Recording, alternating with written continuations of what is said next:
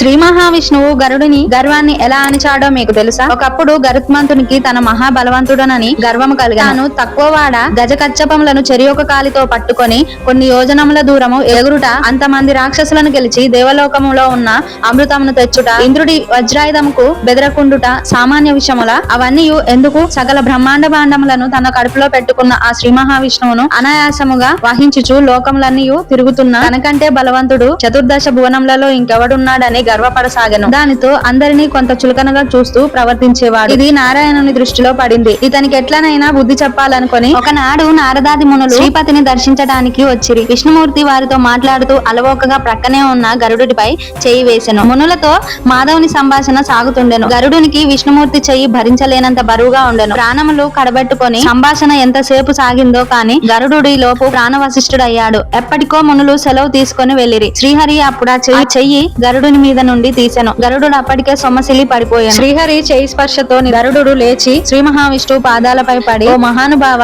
నీకన్నా సృష్టిలో అధికులెవరూ లేరు. ఈ పరమార్థమును నేను గ్రహించలేక గర్వాంధుడనైతిని. నాకు సరైన గుణపాఠము చెప్పితివి. నా ఈ అపరాధమును మన్నింపుమని వేడుకొనెను. శ్రీహరి ప్రసన్నుడయ్యాను. ఫ్రెండ్స్, వీడియో నచ్చితే లైక్ చేసి సబ్స్క్రైబ్ చేసుకోండి. ఓం నమో నారాయణాయ అని కామెంట్ చేయండి.